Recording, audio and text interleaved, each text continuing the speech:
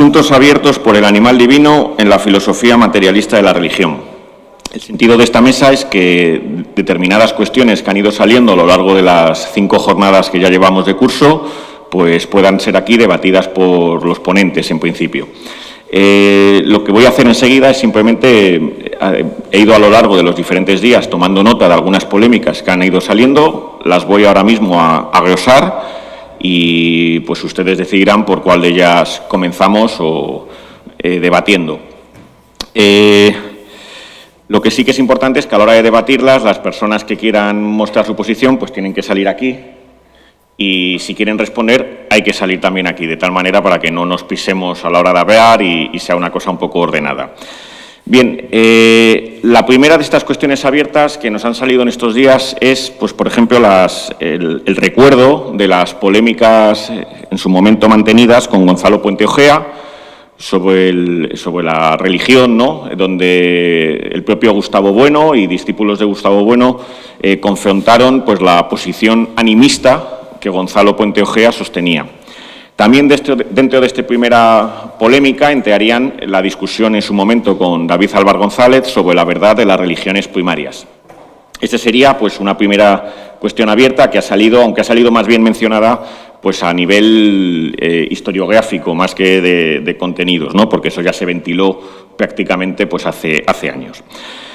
Una segunda cuestión que también ha ido saliendo de una manera más tangencial es una segunda polémica o cuestión abierta es cómo los nuevos materiales que desde que se escribe El animal divino en 1996, la segunda edición, los materiales nuevos que han ido arrojando pues la antropología, la sociología, la arqueología, cómo encajan con las tesis del animal divino, ¿no?, cómo esas evidencias empíricas, ¿no?, si se pueden o no encajar con el animal divino, ¿no? Una tercera cuestión, que esta ya tiene mayor enjundia filosófica, es la del ateísmo católico, ¿no?, que ha salido también a lo largo de diferentes días, ¿no?, donde, pues, quizás no tanto en las grabaciones cuanto fuera, pues se ha discutido si el ateísmo católico era algo más que algo meramente cultural, es decir, institucional, en el sentido de que para ser un verdadero ateo católico había que ser también, por así decir, un ateo esencial total, o bastaba simplemente pues, con participar de las instituciones propias del catolicismo, ¿no?, por aquello, por decirlo rápidamente, de beber vino y comer jamón, ¿no?, aquello que decía, bueno, de jamón, jamón y jamón, ¿no? Entonces, esa sería una segunda cuestión, ¿no?, que también podemos debatir.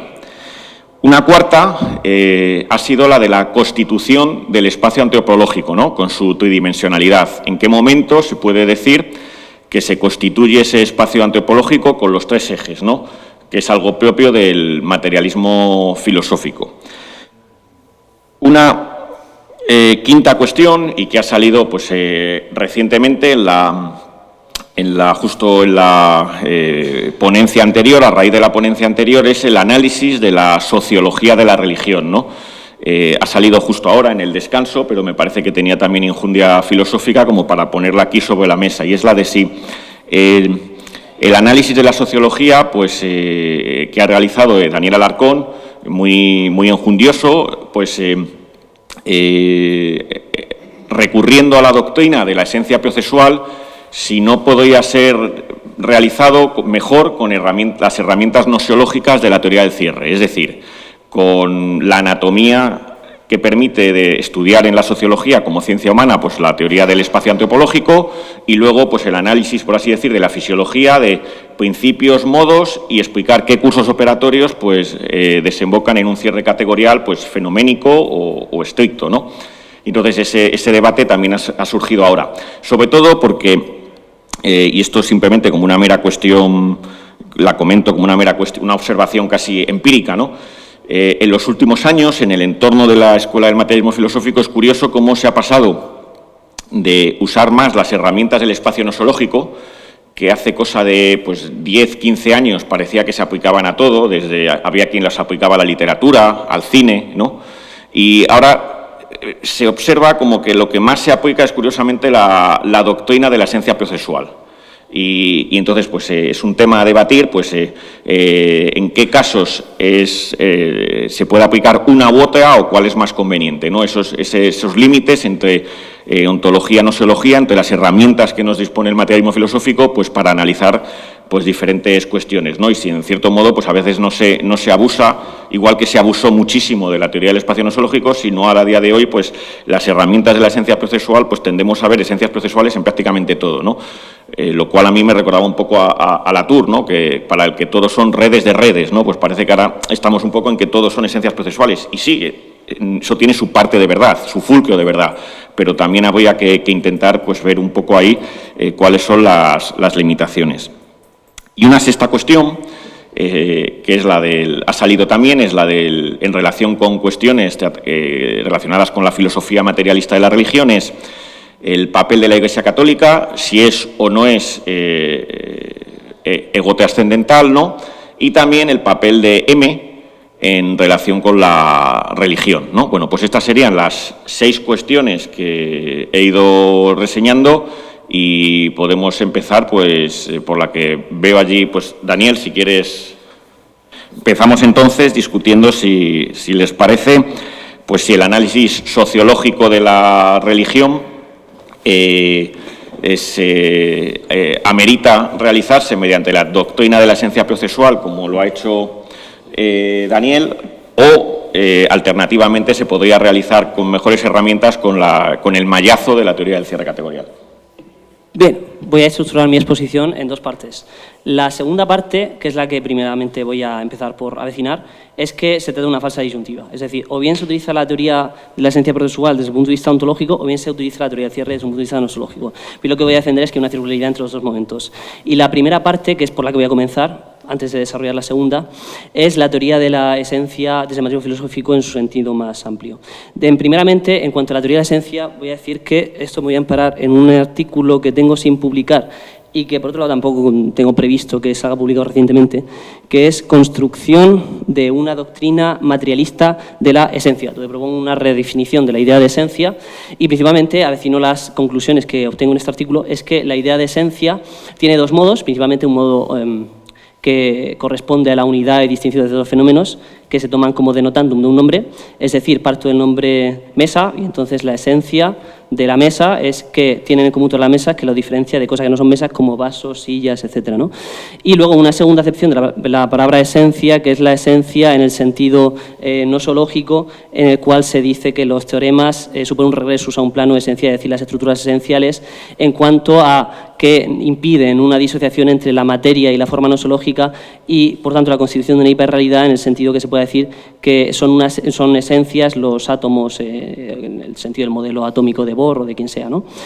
Entonces, yo aquí me voy a circunscribir a la primera acepción, es decir, la acepción en la cual se refiere a la unidad e identidad de determinada denotación reflejada o conceptuada en un nombre.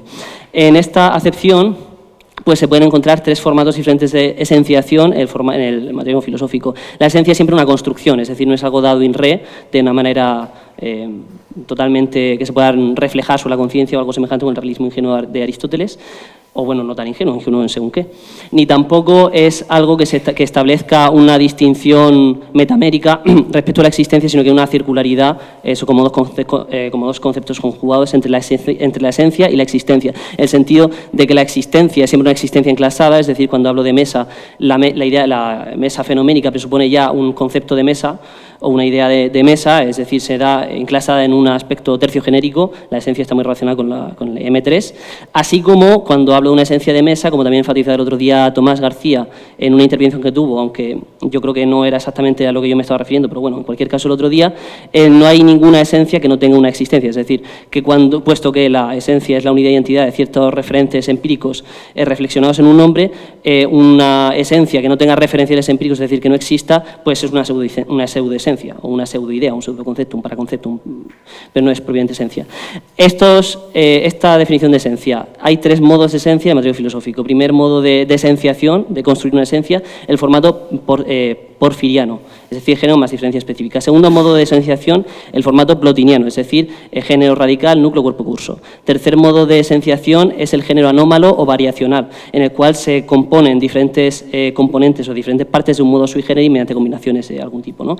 Entre los tres modos no hay una desconexión absoluta. ¿Por qué? Pues porque están involucrados unos con otros. ¿En qué aspecto? Pues que si bien el porfiriano no tiene por qué incorporar un formato plotiniano, recíprocamente el formato plotiniano incorpora un formato de esenciación porfiriano en el núcleo, en cuanto a que el núcleo se da por género y diferencia constitutiva, aunque no específica. Recíprocamente, el formato de esenciación anómalo-variacional se presta a ser desarrollado en la forma de esencias plotinianas, que por tanto incorpora también las porfirianas. ¿En qué sentido? Por ejemplo, bueno, en la teoría de cierre categorial concibe que la idea de ciencia tiene un formato de este tipo, anómalo modulante variacional, con su teoría del espacio nosológico, donde a su vez cada una de las diferentes ciencias se presta a un desarrollo como una esencia plotiniana. ¿En qué sentido? Pues en el sentido de que, y aquí también está comentando, me han suscitado la cuestión de si Bueno, en la teoría de cierre categorial, ejercita un formato de esenciación plotiniana para una ciencia. Yo creo que sí. ¿Por qué? Pues porque Bueno habla de un cuerpo nosológico, habla de un cierre categorial, que sería el núcleo de esa disciplina, y ve una técnica precursora, que se podría concebir como el género radical, y luego de un curso en el sentido de la evolución de esa disciplina, ¿no? Entonces, desde ese punto de vista, la ciencia, in toto, es un género anómalo variacional, pero cada una de las diferentes ciencias concretas dentro de ese género modulante variacional se desarrolla con un género radical, es decir, la técnica precursora, un núcleo del cierre categorial, un cuerpo donde entra el espacio nosológico, las metodologías y los modos y principios nosológicos y los componentes institucionales, y un curso que es el desarrollo de esa disciplina como escuela. Y con esto enlazo con la segunda cuestión, y es que hay una circularidad entre la ontología y la nosología en ese aspecto, es decir, que cuando realizo una esencia de la sociología, pues inevitablemente en el cuerpo de esa esencia ya estoy incorporando todo el aparato de la teoría de cierre categorial. Y así recíprocamente, cuando realizo un análisis ontológico de cierta disciplina en términos de una esencia, inevitablemente para conceptuarla me tengo que hacer referencia al aparato de análisis de una ciencia que aparece presente en la teoría de cierre categorial, es decir, el cierre categorial, la técnica precursora, el espacio nosológico, las metodologías, los principios y modos nosológicos, los componentes institucionales. En el caso de la sociología, no he tratado el aspecto de del espacio nosológico de estas cuestiones. ¿Por qué? Pues porque no me ha dado tiempo. En el esquema sí que pueden ver ustedes los modos y los principios nosológicos. ¿Por qué no he tratado el espacio nosológico en las metodologías? Rectamente, pues lo he comentado, porque ya está tratado por Axel Juárez, entonces sencillamente no me ha dado tiempo. Tampoco, y como no ya preveía que me iba a suceder esto, pues por eso, y además ya está tratado y he hecho solventemente por Axel Juárez, pues lo he presupuesto. Aún así sí lo he incorporado oblicuamente. ¿En qué sentido? Pues precisamente cuando he hablado de la circularidad constitutiva entre el género radical y el núcleo, ya he mencionado cómo la sociología implica una circularidad entre el plano beta 2 operatorio, es decir, el plano de ingeniería social, reestructurada mediante el análisis funcional de las instituciones, un plano beta 1 operatorio y un plano alfa 2 operatorio, ¿no? Y recíprocamente también con la cuestión del espacio nosológico no me ha dado tiempo, pero bueno, oblicuamente también lo trataba en cuanto a que el eje semántico estaría relacionado con todo, y el eje sintáctico con todo relacionado con los modos y principios nosológicos, así como el eje pragmático sería previamente el segundo orden de componentes institucionales, trascendentes, etcétera, clasificaba dentro del segundo orden de componentes del cuerpo nosológico de la sociología, ¿no? Ahora, el problema es que suscita la relación entre género radical y núcleo, que es donde está, yo creo, el meollo de la cuestión, y es si se puede aplicar la teoría del cierre categorial, o sea, la teoría de la esencia plotiniana conjugada con esta teoría del cierre categorial.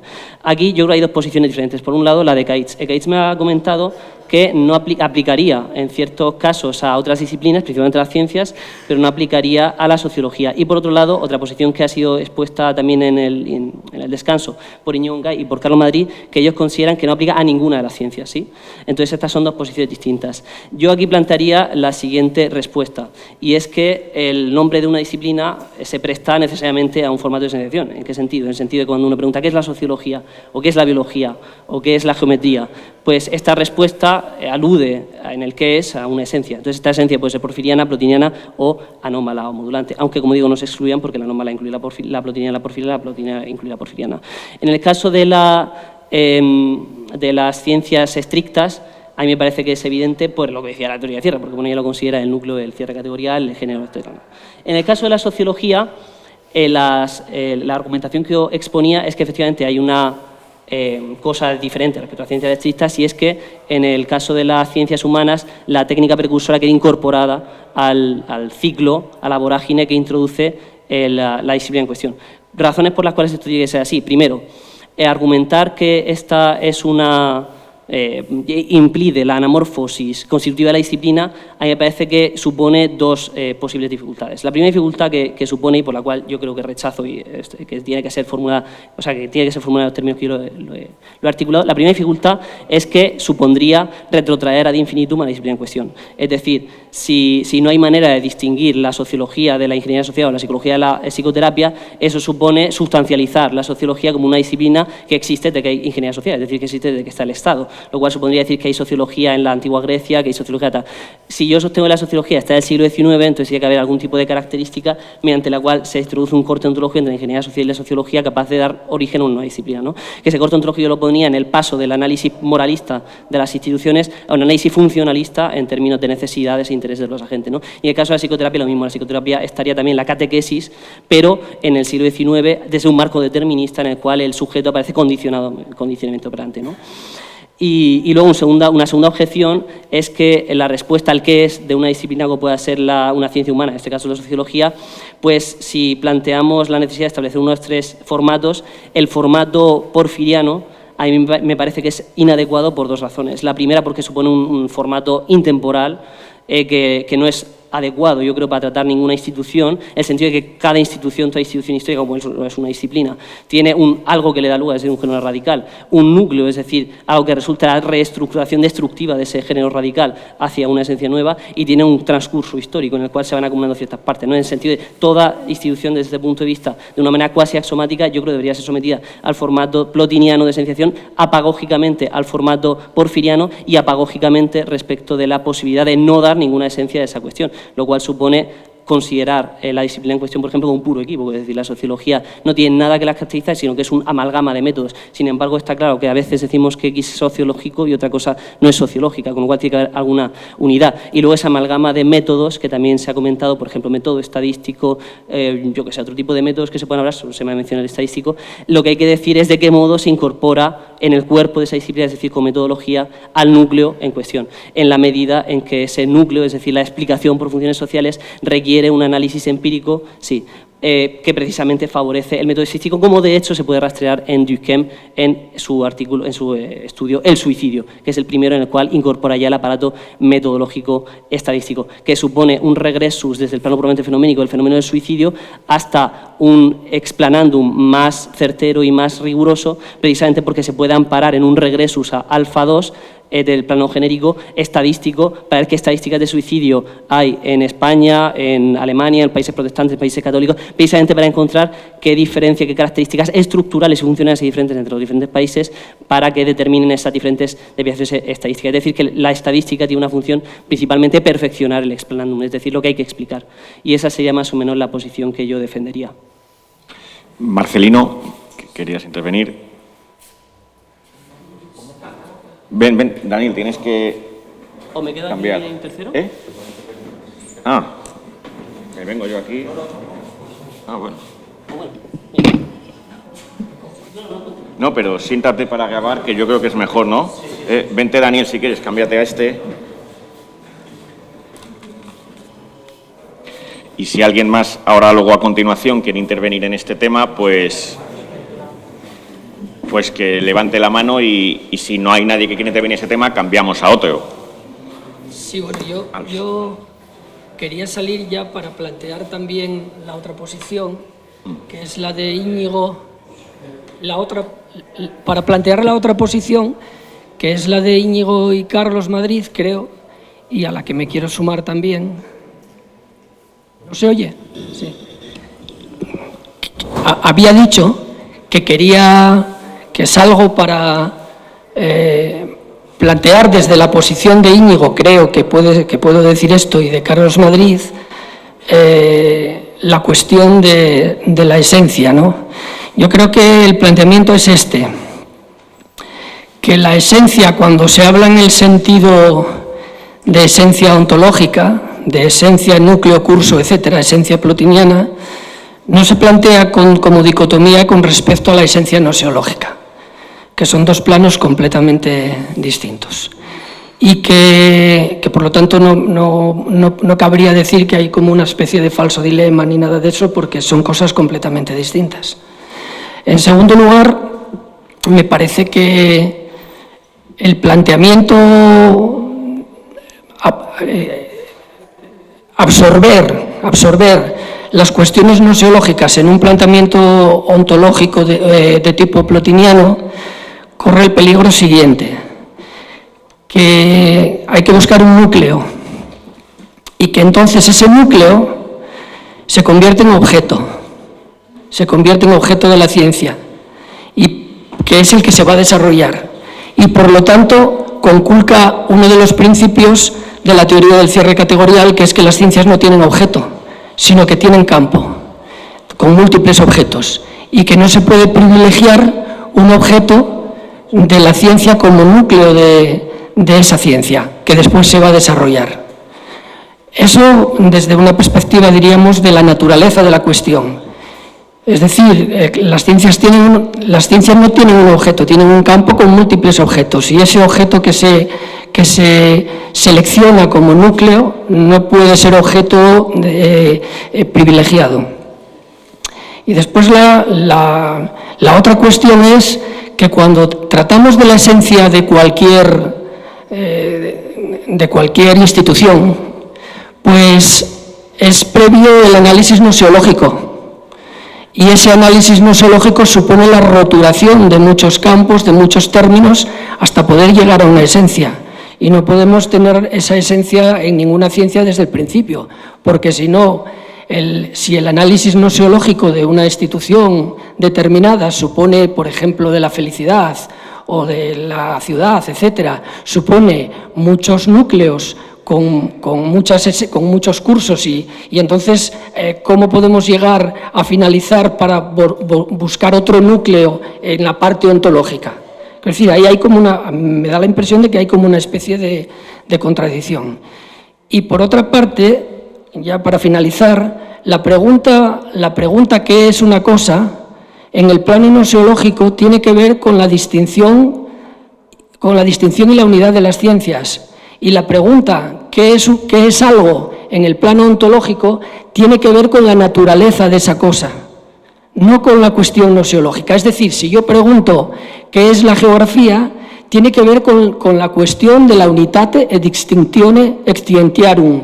Y si yo pregunto qué es el espacio geográfico, estoy ante otra cuestión, y si pregunto qué es el paisaje, estoy ante otra cuestión, que no tiene nada que ver con lo noseológico, salvo porque es necesario un trámite noseológico, porque muchas ciencias, desde la sociología hasta la historia, hasta el arte, hasta la propia geografía, tratan con el paisaje. Y así acabo con esto para que...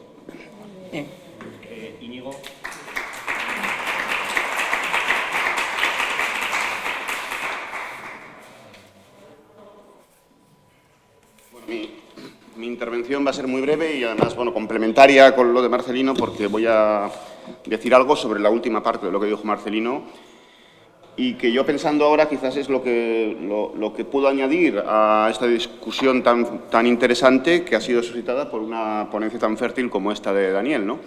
Quiero decir que me parece muy bien la tentativa exploratoria, si se quiere, de emplear esta herramienta del sistema del materialismo filosófico, como es la teoría de la esencia genérica, la esencia procesual, para analizar una disciplina, en principio, una ciencia humana como la sociología.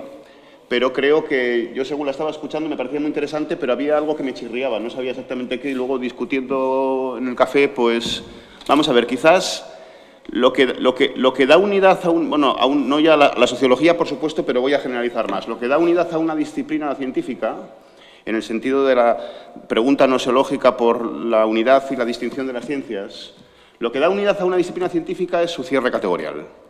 Y el cierre categorial está determinado por los teoremas que se segregan, porque solamente cuando se han segregado los teoremas podemos retrospectivamente decir que la ciencia ha cerrado con independencia de otras ciencias, de otras categorías, se ha constituido una categoría, con unos términos propios y con unas operaciones propias, y que los materiales o las texturas, que por supuesto existencialmente están mezclados todos juntos, quedan decantados en el propio cierre. Razón por la cual, por ejemplo, los teoremas geométricos se segregan las verdades geométricas euclidianas, por ejemplo, decantándose con respecto de otras terceras texturas que existencialmente están unidas a las propias figuras geométricas, como son los colores, los compuestos químicos o lo que fuese, ¿verdad? Esos materiales, texturas materiales están, por supuesto, siempre presupuestas en el plano existencial, pero quedan neutralizadas en el plano esencial en los teoremas geométricos, porque ahí no hay ni colores, ni olores, ni sabores, ¿verdad? Un triángulo rectángulo no sabe a nada. Y si sabe, da igual, que da igual a efectos geométricos. Pero claro, en el caso de la sociología, y este es el paradigma de lo que es una unidad de una ciencia. Pero claro, en el caso de la sociología es muy distinto. ¿Por qué? Pues porque no hay teoremas. Y entonces, como no hay teoremas, los teoremas son los que después efectivamente nos retrotraen a los principios. Y los principios son los que dan unidad a las categorías. En el caso de la sociología no es que no haya principios, lo que pasa es que hay principios múltiples según las escuelas metasociológicas y que además son principios que no decantan teoremas. Y entonces la unidad de la sociología es necesariamente problemática, precaria, amorfa y queda mejor explicada por ese acordeón, como lo ha llamado Carlos Madrid, de los diferentes estados metodológicos de alfa y beta. Bueno, eso es lo que se me ocurría decir. Daniel, si quieres contestar brevemente. Claro. Y si hay alguien más que quiere intervenir en este debate, si no cambiamos a continuación de debate. Voy a comenzar por recopilar las 4 objeciones brevemente. Primera objeción, 3 de Marcelino y 1 de Íñigo. El núcleo se convierte en objeto si hablamos de que se puede aplicar la esencia plotiniana al análisis de una disciplina científica. Segunda objeción. El análisis ontológico de una esencia plotiniana presupone, es previo el análisis nosológico. Tercera objeción. La esencia se refiere a la unidad y distinción, pero no a la nosología, salvo subsidiariamente. Cuarta objeción. El cierre categorial depende de un teorema, pero las ciencias humanas no tienen, no tienen teoremas, por tanto no tienen cierre categorial. Y, por consiguiente, habría que hablar más bien de un acordeón de estados metodológicos. Bien, voy a comenzar por responder a la primera objeción. La primera objeción dice el núcleo no se convertiría en un objeto de las ciencias en cuestión si lo considerásemos como tal núcleo. Bien, yo creo que esto en relación con las ciencias estrictas, es decir, las ciencias naturales y formales, aunque eso de formales había que verlo. En cualquier caso, el cierre categorial no puede ser considerado un objeto, a pesar de que se pueda concebir como el núcleo. Es decir, ¿por qué? Pues porque el cierre categorial precisamente se establece respecto a un campo. En ese sentido, el cierre categorial de la química no es un objeto, la tabla periódica, sino que la tabla periódica es ella misma un campo de objetos. Bien, esto en relación con las ciencias naturales. En el caso de la sociología, el cierre categorial no habría en la sociología, esto también lo he puntualizado, ¿no? ¿Qué habría en la sociología que funcionaría como núcleo? Luego también recuperaré esto en la cuarta cuestión. El enfoque, un método característico de análisis de las instituciones que es en términos de funciones y disfunciones. Este método de análisis, en tanto que es precisamente un método, tampoco sea un objeto. De hecho, ya he comentado que el concepto de análisis funcional ya presupone una tridimensionalidad. ¿Esta tridimensionalidad cuál es? Un campo de objetos, es decir, primer campo de objetos, las instituciones, segundo campo de objetos, los grupos sociales en los cuales se dan las instituciones, y tercer dimensión, las funciones sociales. De hecho, en los modos nosológicos, que no he tenido tiempo de tratar, en el aspecto de las clasificaciones también elaboro cómo el análisis funcional ya implica también precisamente una clasificación de los tipos de instituciones, de los tipos de grupos sociales y de los tipos de funciones, los prerequisitos funcionales de Parsons y Merton. Por tanto, yo creo que no se puede decir que la exposición que realizo de la sociología haya la noción de que hay un objeto de la sociología propiamente dicho, ¿no? Aunque, claro, yo esto lo tengo desarrollado de nuevo en otros lugares, en el propio artículo, etcétera, y quizá pues la ambigüedad es completamente comprensible porque la exposición no ha podido exponer esto de una manera tan explícita, ¿no? Segundo aspecto, que si es previo el análisis nosológico. Bien, esto se resuelve rápidamente mediante la distinción entre ordo doctrine y ordo inventionis. Efectivamente, ordo inventionis precede el análisis nosológico al establecimiento de la esencia plotiniana en cuestión. Ahora bien, ordo doctrine, por razones sistemáticas y de exposición, he comenzado por exponer el núcleo, ¿sabes qué es la sociología en términos de una esencia plotiniana? Como digo, por razones de exposición, sencillamente, porque se trata de una teoría subsidiaria al análisis y crítica nosológica de la sociología de la religión. Es decir, que la exposición en términos de género radical, núcleo, cuerpo y curso, pues corresponde con el orden de exposición, pero claro, lógicamente no por orden de descubrimiento en sí mismo, es decir, de que yo haya comenzado ya por presuponer ese marco, aunque en cierto sentido, como digo, casi axiomáticamente, una institución siempre debe ser apagógicamente definida en términos de una esencia plutonina frente a otros tipos de alternativos, ¿no? Aunque esa esenciación puede realizarse adecuada o inadecuadamente, que en muchos casos inadecuadamente. Como se comentó también en el caso de Luis Carlos, que pone como género radical del derecho la idea metafísica de justicia universal, que yo creo que ahí, por ejemplo, no es un género radical adecuado, como también habría que discutir. Tercera objeción, que la esencia se refiere a la unidad y distinción, pero no a la nosología, salvo subsidiariamente. Yo estoy completamente de acuerdo con esta objeción, porque realmente no la considero como objeción, en el sentido de que la unidad y distinción de la sociología, he comentado, presupone una serie de cátedras de sociología, de tesis doctorales, de universidades, de estudios, de teorías. Y entonces de lo que se trata de decir, y de escuelas sociológicas, ¿qué tienen en común todas esas escuelas y que lo distinguen tal, ¿no? Y entonces incorpora, aunque sea subsidiariamente, un análisis nosológico, pero eso lo he dicho, o sea que no lo concibo contra la objeción. Y la cuarta y última objeción, que el cierre categorial depende del teorema. Las ciencias humanas no tienen teorema, no tienen cierre categorial, por tanto no pueden tener núcleo. Yo creo que esta es una objeción que, claro, la parte veraz es que efectivamente la sociología, ninguna ciencia humana, de hecho, en cuanto a ciencia humana, puede tener un cierre categorial. Ahora bien, esto yo creo que no supone que no se pueda determinar un núcleo en relación con un género radical. ¿Por qué? Pues principalmente, apagógicamente de nuevo, pues porque no establecer esa distinción entre género radical y el núcleo supone una dificultad de acotar históricamente en qué momento se constituye la disciplina. Segundo punto que yo contestaría a esto, que la noción de un acordeón de estados metodológicos da lugar a una idea equívoca, lo cual supondría concebir que la sociología o que la psicología son equívocos, cuando lo que hay que determinar es cómo se ordenan esos diferentes planos metodológicos. Es decir, en este caso, ¿cómo se ordenan? Pues el núcleo está en la explicación funcional de las instituciones, ¿no? Ese núcleo implica un tramo empírico beta 2 de carácter técnico, que es el que, como he comentado, pues falsa, entre comillas, o somete a prueba esa explicación en caso de natalidad, pues mediante incentivos a natalidad. Si funcionan, la teoría puede ser verdadera; si no funcionan, tienes que reformular la teoría.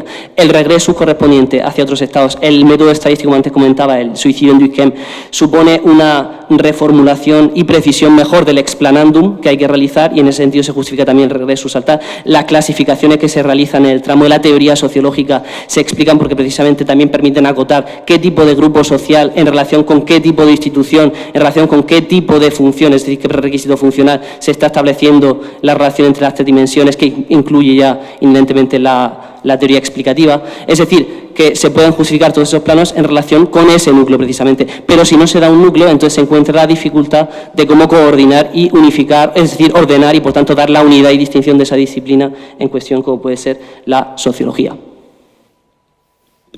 Pues gracias, Daniel, y si no hay ninguna más intervención al respecto, cambiamos de tema. José Luis Pozo Fajarnés, que me figuro que vendrás a hablar del ego trascendental y la Iglesia Católica.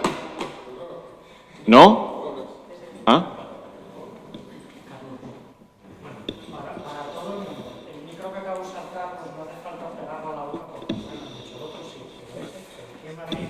¿Y de qué vas a ver? De otras cuestiones que has tocado tú. Ah, muy bien. Bien, has tocado las esencias procesuales, has tocado la religión, el núcleo, pero son dos cuestiones que creo que se han quedado abiertas en las discusiones y quiero ponerlas sobre la mesa. La primera fue cuando Ecaí Ruiz de Vergara, pues yo le hice una objeción que creo que se quedó sin cerrar porque yo quería decir alguna cosa más y lo voy a hacer con los mismos ejemplos que se pusieron aquí para que los entendamos todos, sin ir a abstracciones. Y la siguiente tiene que ver con otra objeción que le puse a Vicente Chuliá, que tenía que ver con el tema del núcleo de la religión y el arte sustantivo, y que Tomás, mi amigo, maestro, respetado y querido, eso lo sabe en lo particular, pero quiero hacerlo público, porque creo que hay que hacerlo. Pues me puso objeciones a lo que yo dije y quiero volver a tomar el tema. A ver si lo hago rápidamente y sin acritud, sin acritud, para ver si no va la sangre al río. Bien, en primer lugar, cuando le puse la objeción a Decaiz, tenía que ver con... Bueno, hoy Daniel Alarcón ha tomado partido por el planteamiento de Caiz, cuando ha hablado de que hay una serie de reglas definidas para expresar lo que son las esencias procesuales. Algo con lo que yo no estaba de acuerdo, porque yo había señalado que, bien, hay géneros radicales, como en la esencia procesual de la religión, que desaparecen por anamorfosis, ¿de acuerdo? Otras esencias procesuales también, su género radical desaparece por anamorfosis. Me acuerdo del planteamiento de lo que es la tecnología, la técnica de la escritura en Luis Carlos Martín Jiménez, que señala que el género radical pues son las huellas, y me acuerdo de un ejemplo que ponía que era la huella de un oso en un árbol, por ejemplo, que no tiene nada que ver con el núcleo, porque se sucede un proceso de anamorfosis hasta llegar a los grafos, ¿verdad? Ahí, desde luego, estoy de acuerdo. Pero en el cine no, porque en el cine yo hablo del género radical, o sea, que no se puede universalizar, ¿eh? Aquí yo creo que Caiz peca de cierto inductivismo que no se puede aplicar a todas las esencias procesuales, que no puede haber reglas definidas para todas ellas. Si pensamos en lo que yo defiendo como género radical del cine, que es la técnica del espejo, no desaparece. Vamos a ver, la técnica del espejo está en las películas, en ese plano y en esa luz que precisa. Y en la fotografía, desde luego, porque si cogemos una fotografía es lo mismo que... La imagen no desaparece, nunca desaparece. Las imágenes no pueden desaparecer, que es precisamente lo que el espejo está consiguiendo. Sacar una imagen de donde antes no podía extraerse. Cuando se miraba un tipo en un lago totalmente en calma, veía la imagen, pero cuando se paraba la cabeza, pues se jorobó. Ahí no había espejo, se tuvo que inventar el espejo para fijar la imagen. Esa imagen fija está en la fotografía, y esa imagen fija también está en el cine, porque un fotograma es como una fotografía. Entonces ahí el género radical no desaparece. Esto es lo que quería señalar. Bien, y por eso no se puede tratar todas iguales, no puede haber unas reglas definidas, como ha señalado, puntualizándolo Daniel Alarcón. Ese término no lo usó Caiz. Bien. Respecto de la otra cuestión, cuando Tomás me comentó que, hablando de Orson Welles, que lo ha salido muchas veces a relucir, ¿verdad? Yo creo que hay una diferencia bastante grande entre cuando explicabas lo que aprendiste de bueno en esos cineclubs a lo que se dijo ayer aquí, o antes de ayer, no me acuerdo, ¿no? Y es que cuando hablabas y yo lo comparto totalmente, de que está la idea de superhombre en el cine de Orson Welles, en Ciudadano Kane, siempre se habló de idea. Nunca se utilizó el término, la idea de alegoría.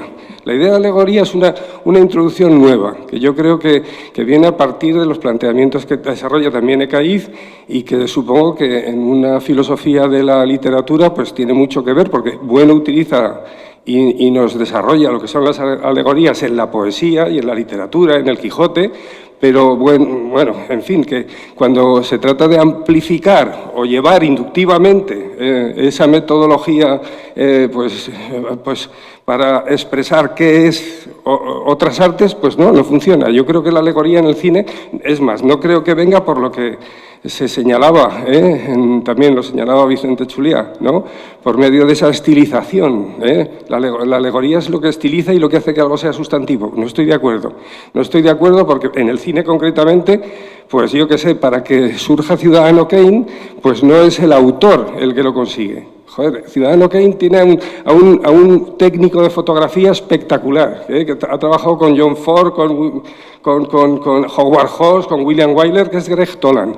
Tiene un músico que ha trabajado con todos los directores buenos de la historia del cine, que es Bernard Herrmann.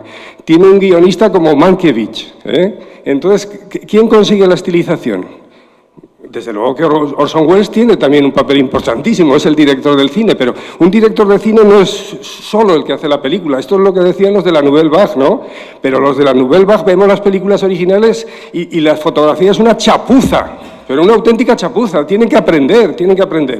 Lo que hace Orson Welles es lo mismo que, yo qué sé, por poner un ejemplo científico, ¿no? Cuando Niels Bohr pues, organiza a todos los físicos pues, para desarrollar la mecánica cuántica, o cuando Oppenheimer también aprovecha la sabiduría de todos los técnicos para hacer una bomba atómica, o un arquitecto cuando suma, adiciona todas las técnicas que entran para hacer necesaria pues, una catedral, ¿de acuerdo?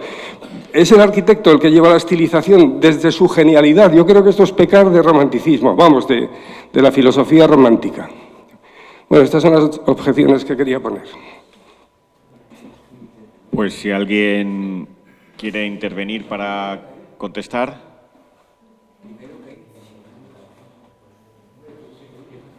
Pues Sekait.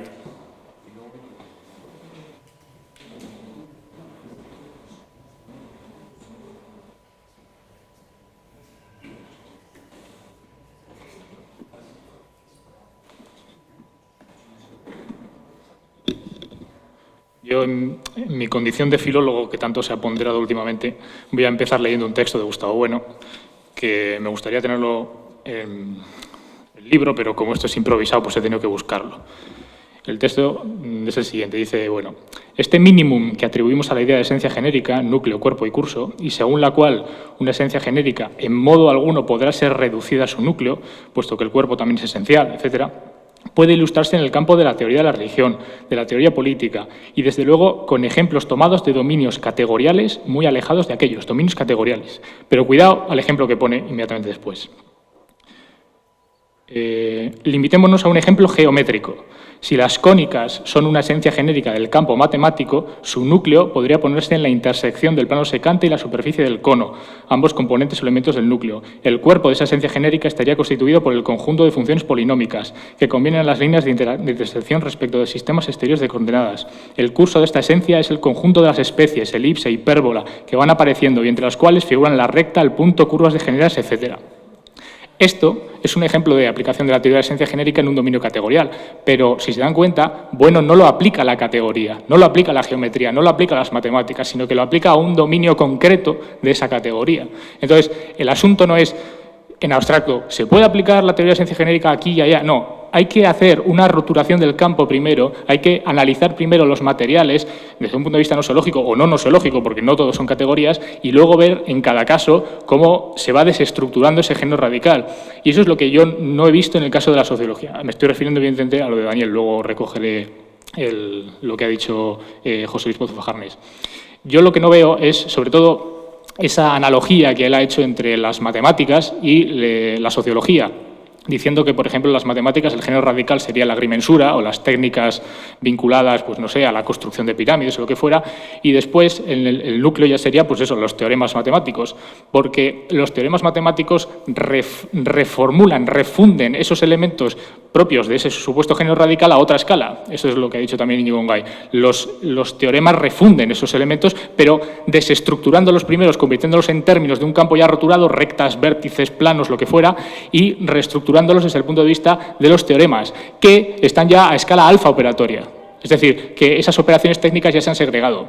Mientras que en el caso de la sociología, si se mantuviera el planteamiento no podría llegarse a esos teoremas, evidentemente, porque no los hay, pero sobre todo habría el circuito nosiológico de alguna manera se resolvería de nuevo en las propias técnicas originarias, la ingeniería social, los métodos de control social o lo que fuera, mientras que en el caso de la matemática no ocurriría lo mismo. Entonces, esa analogía yo creo que está mal fundada, porque efectivamente la agrimensura como técnica pues, se puede incorporar al cuerpo de las matemáticas, pero a título de técnica beta 2 o tecnología beta 2, y sobre todo refundida ya por los teoremas, cosa que ya no hay ese refundimiento, ya no hay esa desestructuración del núcleo, del género radical.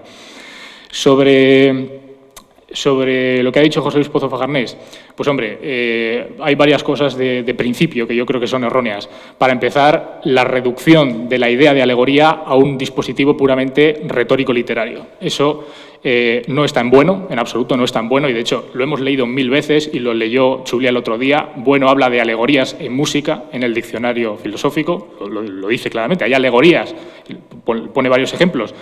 Y, sobre todo, habla de alegorías en un artículo que, en principio, está vinculado a una categoría literaria, a un soneto de Lope de Vega, pero que se titula Poesía y verdad en un sentido no estrictamente literario, porque poesía no se limita a literatura. Bueno habla de arte sustantivo o poético. Poético no es una cosa así simplemente literaria.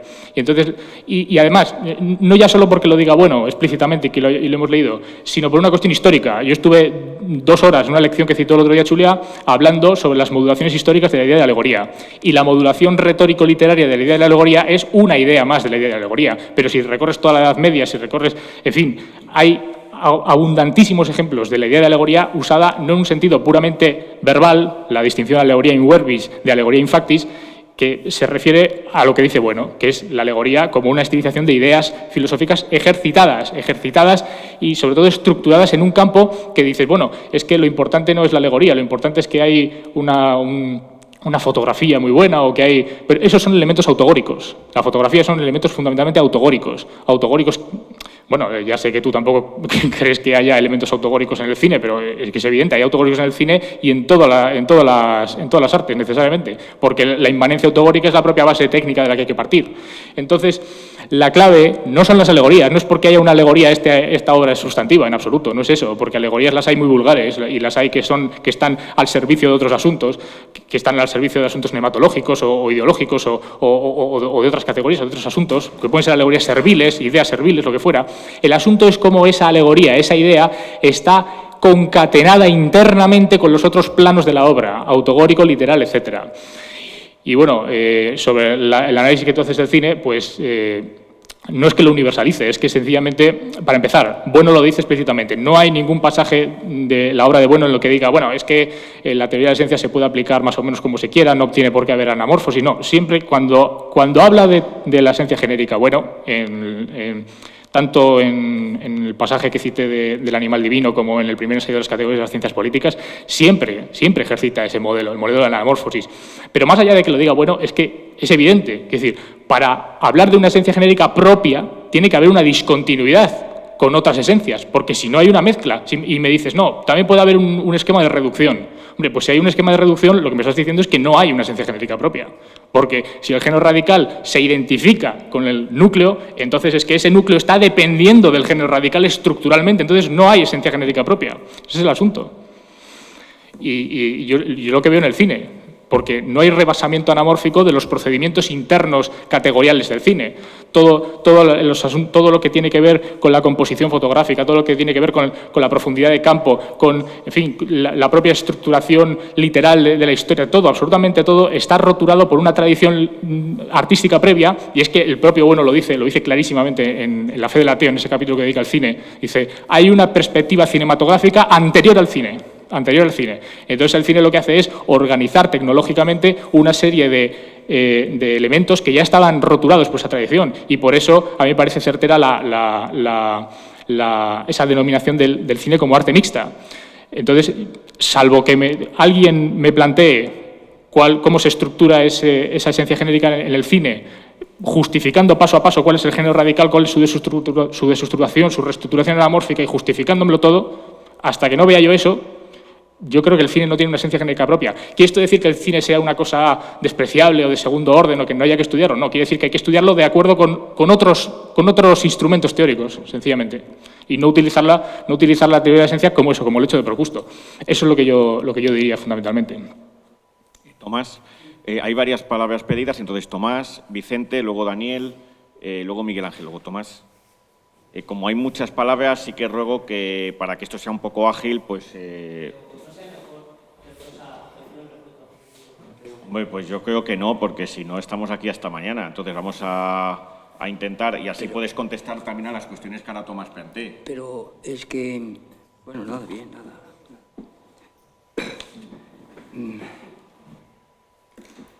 Sí, vamos a ver. Yo entendía que lo que teníamos que hacer era ceñirnos a lo que había planteado Fajarnés, ¿no? Claro, sí, o sea, contesta Fajarnés las objeciones y luego ya, pues... que el otro ya es una ampliación. En realidad, pues, bueno, y si no puedo más fuerte, pues ¿qué voy a hacer?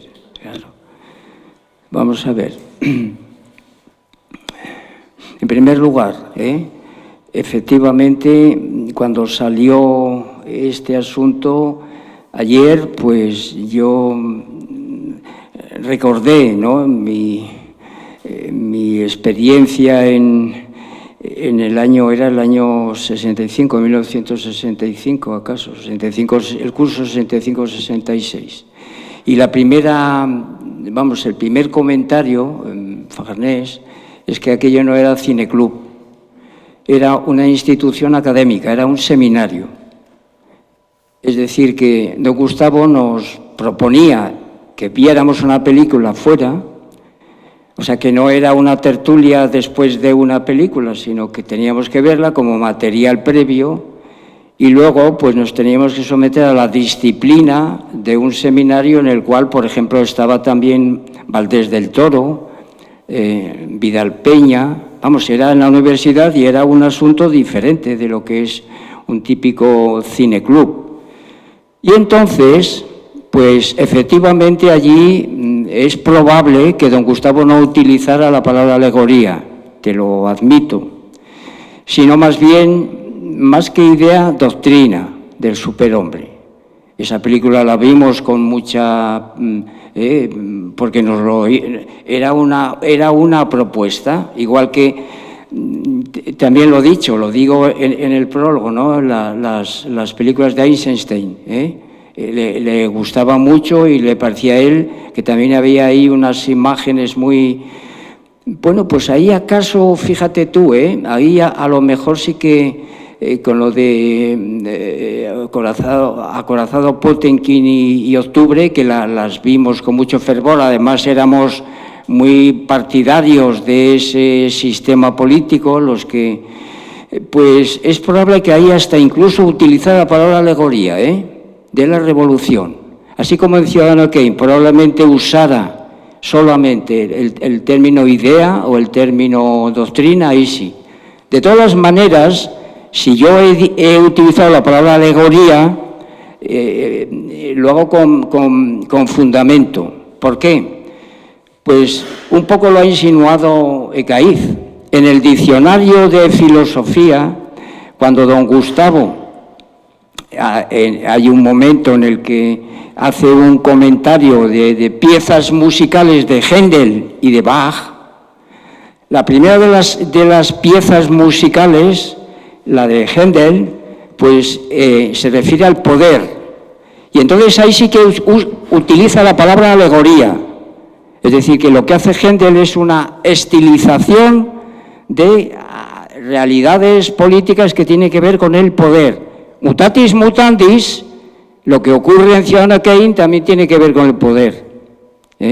Porque se trata de una vida particular de un individuo, ¿verdad?, que está ligado a la industria periodística y que tiene mucho poder y que entonces pues él manipula, controla, dirige a su esposa, la hace cantar, todo esto, ¿no?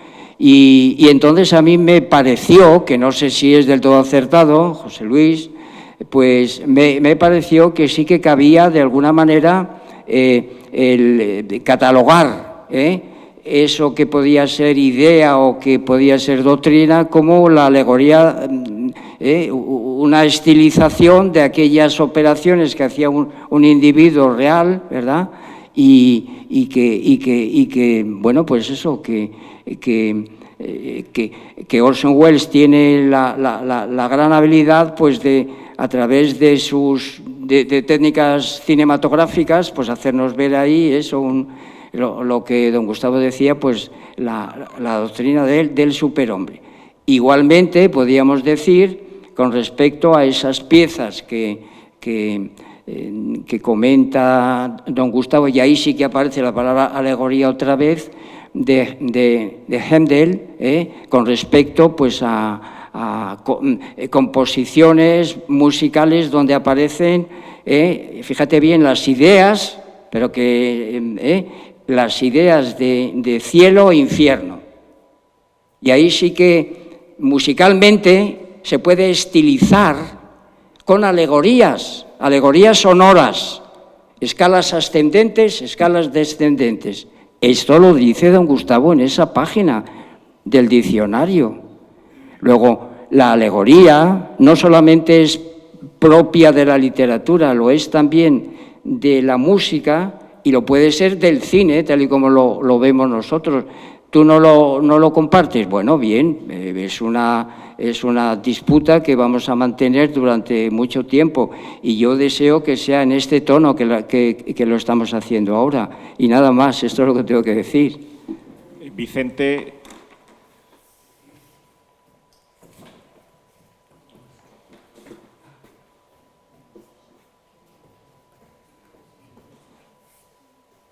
Bueno, la desventaja de contestar al tercero es que casi todo lo han dicho ya ellos, pero podría añadir alguna cosa. Y es que no se trata de que a través, lo ha dicho Decaiz, pero voy a matizarlo un poquito más no se trata de que a través de las alegorías ya quiere decir que hay arte sustantivo, no quiere decir eso, porque Gustavo Bueno distingue entre criterios categoriales y criterios trascendentales. Los criterios categoriales tienen que ver con cada categoría, que nos remite al plano autogórico. Es obligatorio, nos tiene que llevar a la inmanencia categorial de cada arte, porque no existe unidad entre las artes. Entonces, ese criterio categorial es obligatorio. Ahora bien, cuando se combina, se concatena ese criterio categorial, que es autogórico, con elementos alegóricos que están fuera de la categoría, pero que están ejercitándose y representándose dentro, el distinto modo de conectar esos dos elementos sí que es lo que nos ofrece análisis, que en unos casos, a través de distintos análisis del tiempo, sustantivan unas morfologías y en otras no, porque no dan más de sí. Y luego, también lo ha dicho Decaiz, pero quiero, Gustavo Bueno, yo ya lo leí, cita. Pero es que es muy interesante, porque cuando cita lo que ha dicho Tomás, que es muy interesante, es en la pars construens de la crítica que hace al subjetivismo expresionista o psicológico. Y es justamente cuando la cita que ha dicho Tomás, que es muy importante, es la reconstrucción, es decir, la crítica a la idea de expresividad. Dice, las ideas no se expresan en la obra de arte, sino que se representan y ejercitan. Claro, en el momento ves eso, y pone ejemplo de alegorías, y ves todo el apartado de la filosofía del arte como catarsis, donde está diciendo que no existe la catarsis total y que las ideas están representándose y ejercitándose, hombre, no sé, creo que no es ninguna locura ver que la idea de alegoría está funcionando ahí de manera ejercitada por todos los lados. Bien, pero cada uno, claro, lo que ha dicho Tomás, cada uno, esto se tiene que confrontar con argumentos, nosotros damos los nuestros, vosotros los vuestros y veremos cuáles tienen más potencia. Gracias. Miguel Ángel y luego ya Daniel, que estaba antes.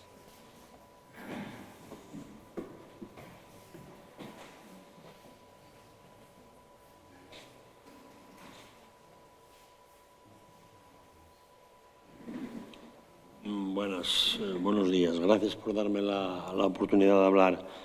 Sí, yo, en la medida en que me he ocupado de cuestiones de mitología, también me ha preocupado una de las cuestiones que planteaba aquí como motivo de discusión y motivo de debate abierto, es si los que formamos parte del materialismo filosófico, de una manera u otra, a raíz de la publicación tan impactante del Animal Divino, y de la prolongación que, digamos, la parte ontológica tiene después en el primer ensayo sobre las categorías de las ciencias políticas, puesto que Bueno utiliza ahí la teoría de la esencia procesual de reengambre plotiniana, no habremos caído, yo lo digo por mí, en un uso excesivo y a lo mejor incluso poco riguroso de dicha teoría de la esencia, cuando el propio Gustavo Bueno precisamente apagógicamente reconoce que hay otras teorías de la esencia. Si a cualquier persona no versada en filosofía le preguntamos cuál es, como realidad fenoménica de la que partir, porque claro, las realidades fenoménicas no solamente son las ciencias, sino son las propias realidades, digamos, intramundanas del mundo spectabilis. ¿Qué es la religión? Pues evidentemente la contestación que nos va a dar más obvia será la religión es la relación del hombre con Dios. Y posiblemente lo diga sin darse cuenta de que ahí está implicada toda una teología natural, toda una ontoteología, y posiblemente no sepa dar una definición de Dios ni siquiera la clásica de Santo Tomás, ¿no? Aunque ya he hecho un bachillerato, pues como el que se daba tradicionalmente, donde estabas obligado a explicar las 5 vías y antes el argumento ontológico de San Anselmo. Entonces, yo por lo que respecta al tema del cine, también me he preguntado cuál es el género radical. El género radical del cine. Yo estoy de acuerdo con Julià en que lo importante del cine es que no muestra ideas, sino que las ejercita, no las representa, las ejercita. El director tiene que ejercitar ideas, construir ideas. Lo que puede representar, y esa es la tesis que yo defendí, valga la redundancia, mi tesis doctoral, es lo que puede representar, y concretamente en el caso del western, y de ahí mi discrepancia con Pablo Huerga, clara, lo que puede representar es una mitología. En el caso del western creo que está más que claro, porque es que va ligado además a la institución como nación política de Estados Unidos y a su propia supervivencia, es decir, a su propia eutaxia, que es un tema que aquí, el tema de la eutaxia en cuestión de religión, apenas hemos tocado. Y después, evidentemente, un tema que tampoco se ha tocado aquí mucho es el papel que juegan las ceremonias.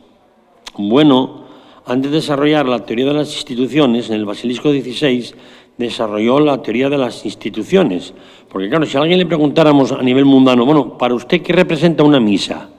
Pues evidentemente, aplicarle ahí la teoría de la esencia procesual posiblemente le embrolle el tema más que se lo aclare.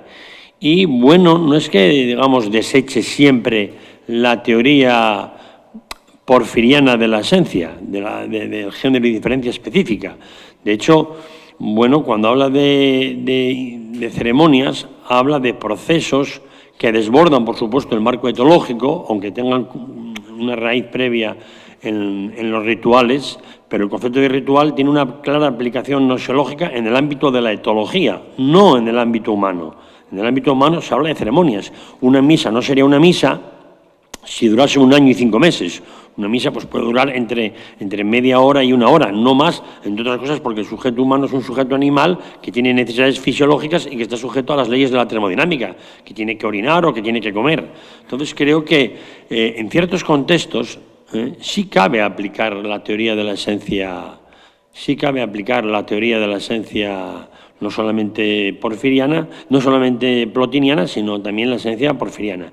Y yo creo que, por ejemplo, en el caso del cine, volviendo al tema anterior, cuando hablamos del género radical, bueno, pues yo creo que hay, en el caso, por ejemplo, del western, yo lo tengo bien analizado, hay toda una tradición previa, que es la literatura, las llamadas dime novels, las novelas de 10 centavos, que lo que transmitían, no lo que ejercían, pero lo que transmitían, ahí era una mitología casi de cómic, de magnificación de personajes recién muertos. Estoy pensando en el caso de Wyatt Earp o el caso de Melville Hickok, que funcionaban casi con métodos muy pedestres, pero casi que recuerdan al ebemerismo, ¿no?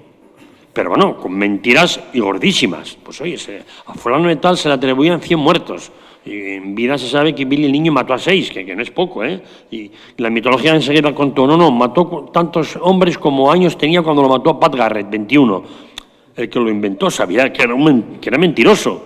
Lo que pasa es que era un periodista que para generar la eutaxia en Estados Unidos necesitaba crear una serie de mitos a transmitir en el este para la propia autoequilibración eutáxica de una nación que estaba, digamos, llena de inmigrantes a los que había que darles una papilla ideológica para asimilarlos, lituanos, polacos, italianos, etcétera, etcétera, etcétera.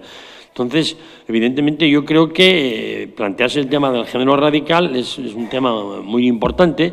Por ejemplo, yo también comentaba no solamente el tema de las dime novels, de las novelas llamadas de 5 o 10 centavos, a las que critica, por cierto, Clint Eastwood en Sin Perdón, sino también el papel que jugó el circo, por ejemplo, o el kinetoscopio, o los Nickelodeon. Es decir, que ahí sí que hay un género radical, pero que, como muy bien dijo el CAI, no se puede confundir el género radical con el núcleo.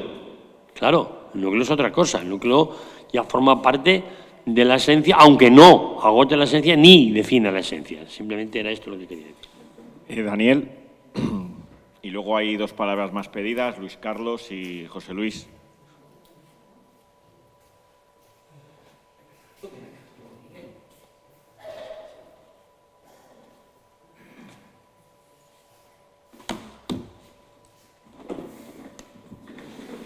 He perdido mi lápiz. Si alguien lo encuentra, haga el favor de dejarlo en recepción. Bien, yo voy a tratar 5 cuestiones distintas que se han tratado, suscitadas por diferentes intervenciones. Las 2 primeras por Ekaitz, 2 siguientes también por Ekaitz y Julià y Tomás en relación con el cine, y las 2 últimas por, bueno, he contado 6, y las 2 últimas por Navarro Grego. Comienzo por, bueno, son las siguientes. La primera, que bueno no se refiere a categorías completas en sus ejemplos en los cuales se aplica la esencia plotiniana. La segunda, que la sociología no tiene analogía con las matemáticas bien fundada en cuanto a la precedencia de las técnicas, que no hay de su estructuración del núcleo. La tercera, que el cine no tiene una esencia propia, sino que sería un conglomerado de otras artes, un arte mixta. La cuarta, que Pozo Fajarnés dice que en el cine no hay alegorías ni en la música, ¿no?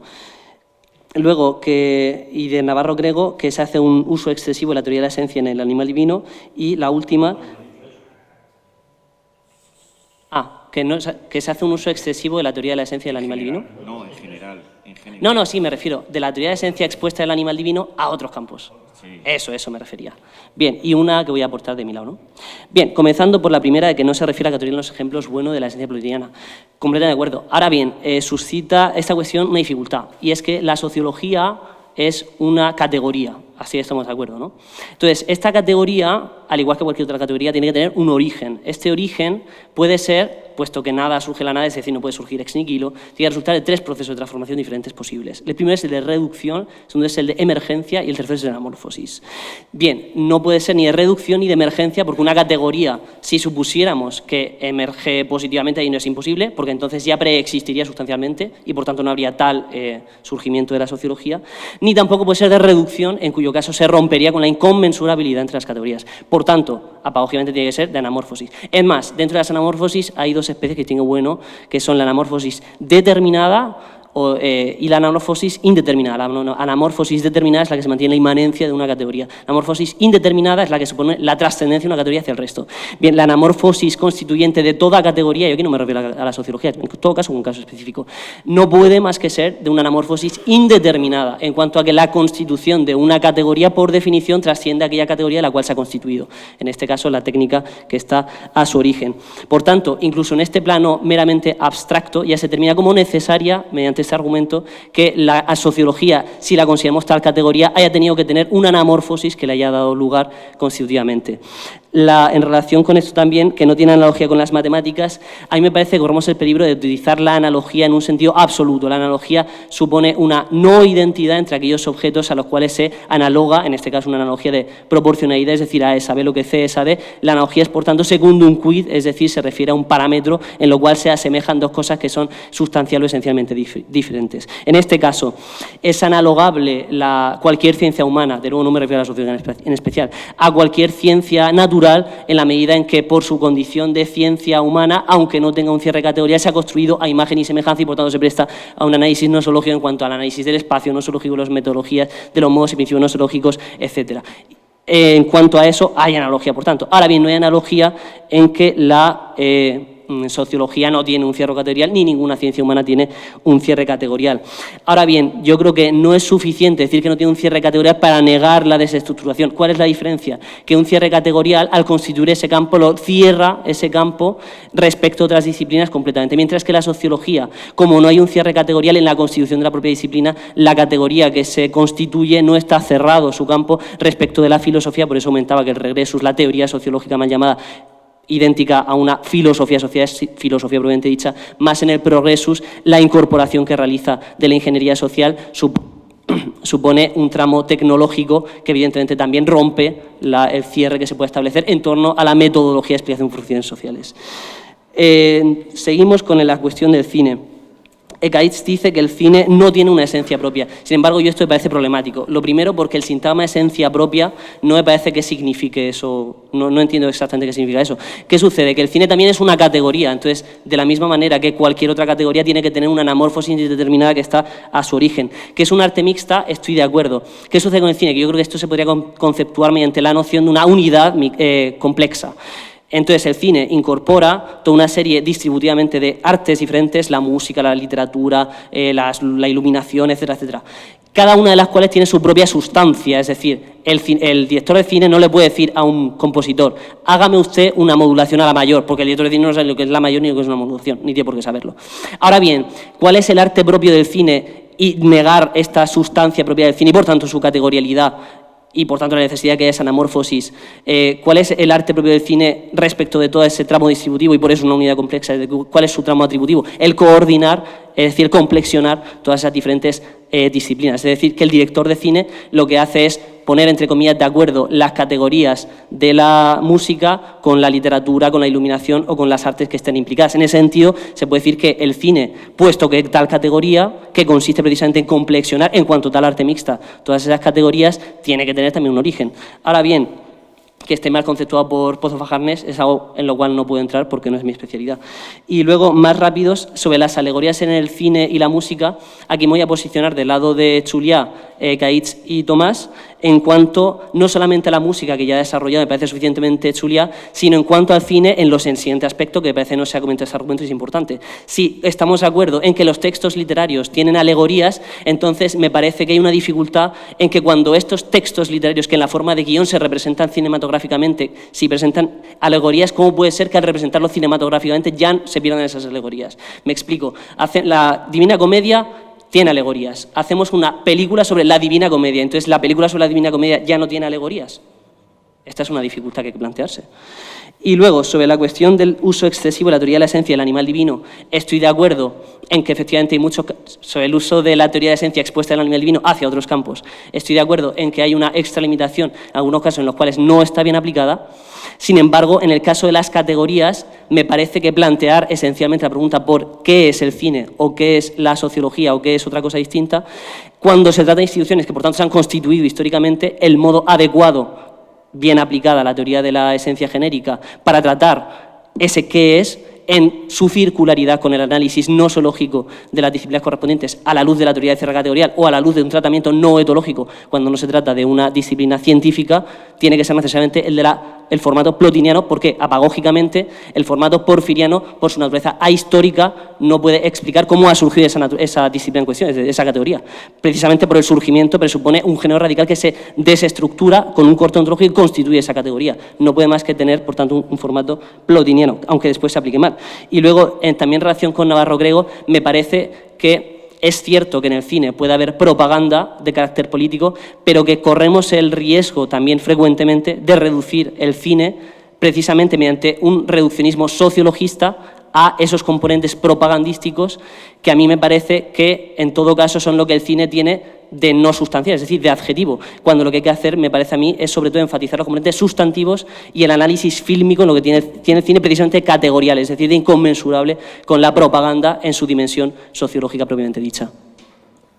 Tiene la palabra ahora Luis Carlos, y mientras llega aquí Luis Carlos, planteo una pregunta que me ha llegado por teléfono de Santiago Benito, que no puede estar ya aquí, pero que la planteo, y bueno, para que quede constancia, él plantea lo siguiente: si en el Paleolítico o incluso antes ciertas tribus de hombres prehistóricos no podían tener un cierto carácter luminoso para otras tribus, que ciertos hombres prehistóricos, ciertas tribus concibiesen a otras más poderosas o con diferentes ropajes, con un cierto carácter luminoso. Y entonces, en ese caso, ¿cómo encajaría esto con la filosofía materialista del animal divino?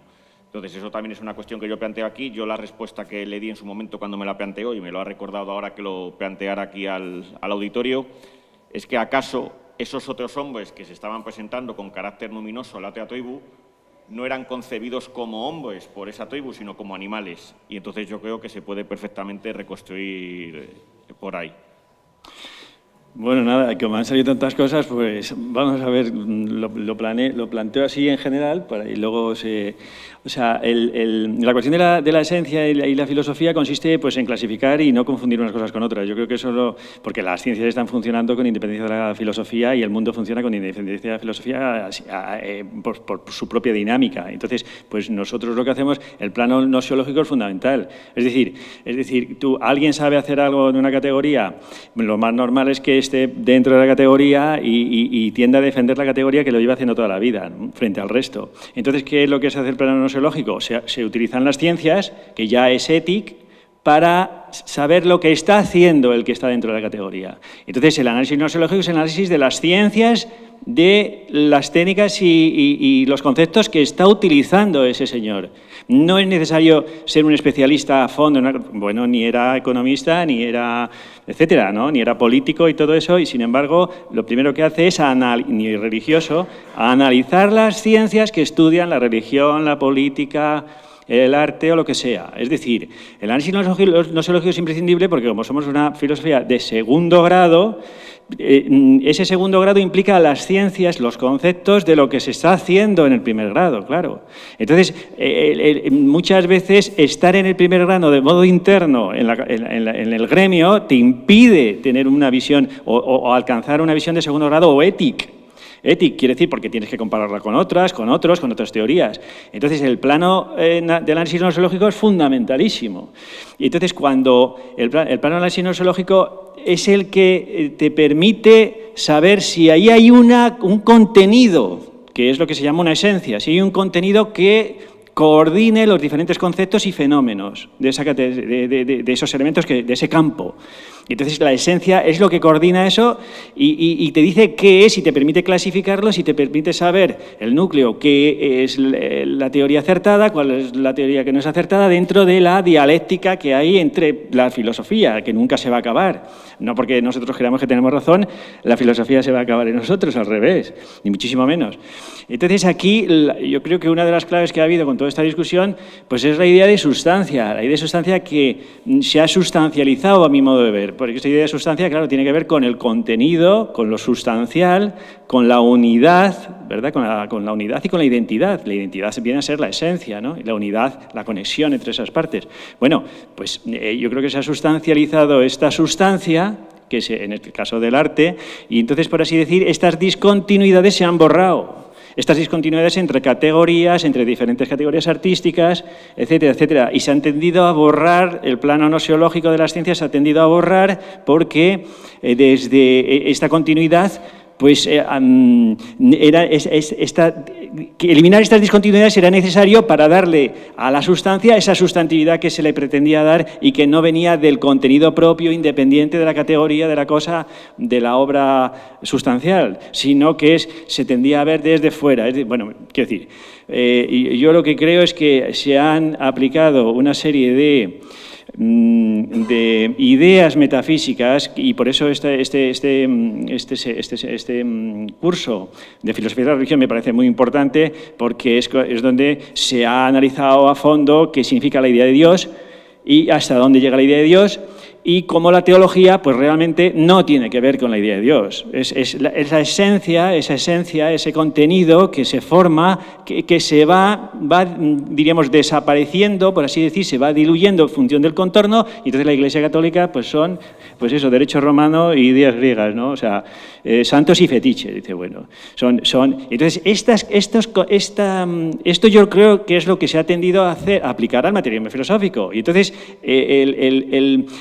claro, era necesario modificar contenidos ontológicos fundamentales del materialismo filosófico para que se viese esta continuidad entre la obra de arte y la materia ontológica general o lo divino tal. Es decir, una aplicación de categorías metafísicas de la teología cristiana. Yo creo que lo que ha pasado es eso estos años. Se están aplicando conceptos, sistemas, esquemas de la teología católica cristiana respecto del arte, esta conexión con Dios, etcétera, lo decía Pablo II, estas conexiones, y que borran las discontinuidades. Entonces se ha tendido a borrar las discontinuidades en la propia ontología.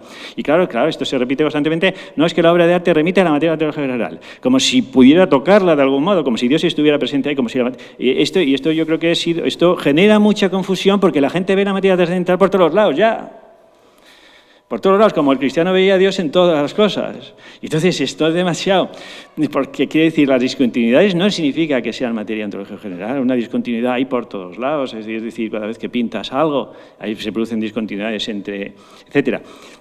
Entonces, lo que quiero decir es que esta utilización que se está haciendo de bueno, que viene muy bien para todos, porque a todos nos obliga a meternos en los textos y nos obliga a discriminar y nos obliga a afinar, pues yo creo que se debería reajustar un poco porque no se puede tirar la escalera de las ciencias una vez que se sube, como decía Wittgenstein, porque no puedes bajar. Las ciencias son fundamentales y la aplicación de las ideas filosóficas requiere un regresus de los conceptos y los fenómenos de las ideas y un progresus, de nuevo, para clasificar. Entonces, esta sustantivación de tirar la escalera, esta sustantivación de las ideas, pues yo creo que humildemente me parece que habría que afinarla un poco para que la gente, pues no sé, en fin, nada más. Estaba la palabra pedida de José Luis. Y si hay alguna más ahora, pues a continuación.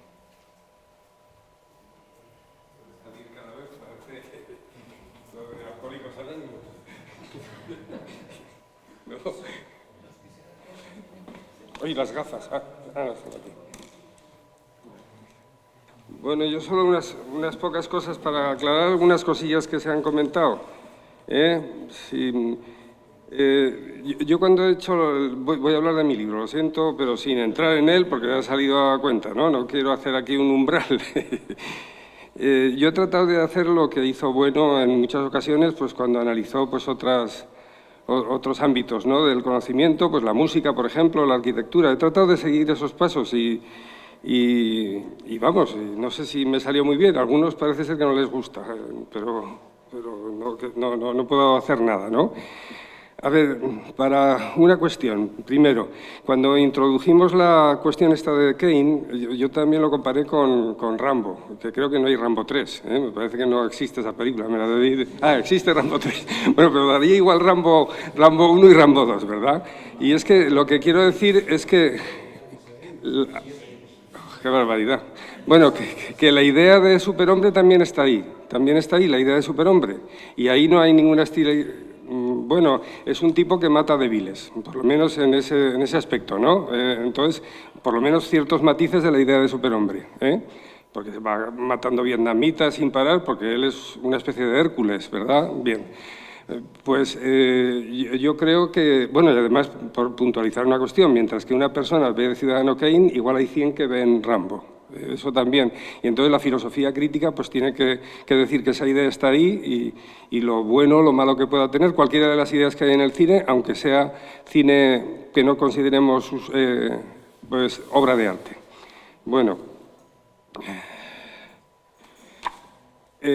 lo que señala Ekariz que hay que hacer cuando se analiza pues, la música o el cine, bueno, cada una de las artes, yo creo que es lo que he tratado de hacer. Él parece ser que no lo ve, pues lo respeto totalmente, ¿no? Lo respeto totalmente. Lo que sí considero es que a veces pues dices cuestiones que sí que yo comparto porque están escritas en el libro. Y has dicho ahora una cosa que está en el libro y que antes no decías. Antes hablabas de mistura cada vez, porque creo que es una idea de Vicente Chuliá. Y yo creo que ahora al hablar de arte mixto, que es lo que yo señalo en el cine, porque son muchas artes y no se pueden unificar.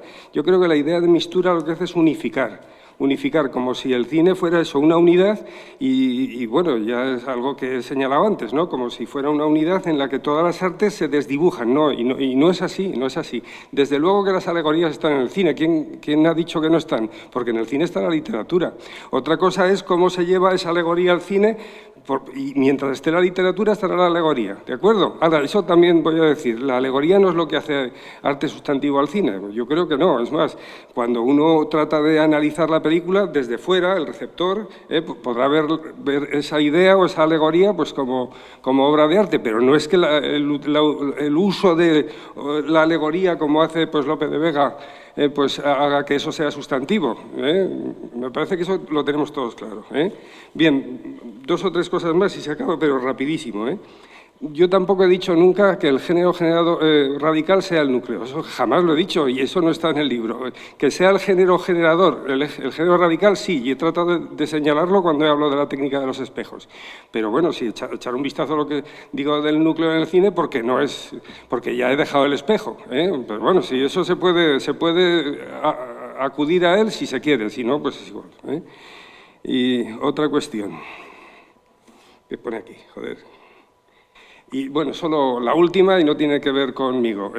No estoy de acuerdo con lo que ha dicho Miguel Ángel de que en el cine no haya ideas representadas. Échale un vistazo al artículo de Luis Carlos, que yo creo que que ahí se aclara la cuestión de que hay ideas representadas en el cine. Pero bueno, eso, leyendo el artículo de Luis Carlos se soluciona. Sí, has dicho que solo había ideas ejercitadas, que se representan solo los mitos. Eso es lo que has dicho.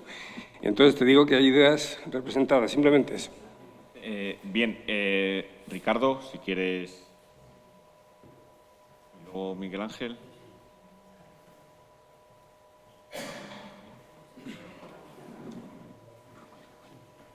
Bueno, yo como no tengo libro, pues no puedo hablar de mi libro, claro está. Pero sí, en su día, pues di una conferencia en grado sobre el tema del cine y quería hablar un poco de eso. Porque y yo utilicé la doctrina, por decirlo así, de la esencia procesual, pero tomando al cine como una tecnología. Porque a mí me da la sensación de que siempre que hablamos de cine estamos hablando de cine dramatizado. O sea, yo tomé en aquella conferencia el cine como una tecnología, como un aparato que podía dar más de sí, no solo hacer películas del oeste, por ejemplo, o películas de Rambo, o películas porno, yo qué sé. Entonces, ese instrumento sí podía hacer algo más, partiendo de la fotografía, que podía ser la toma de un instante.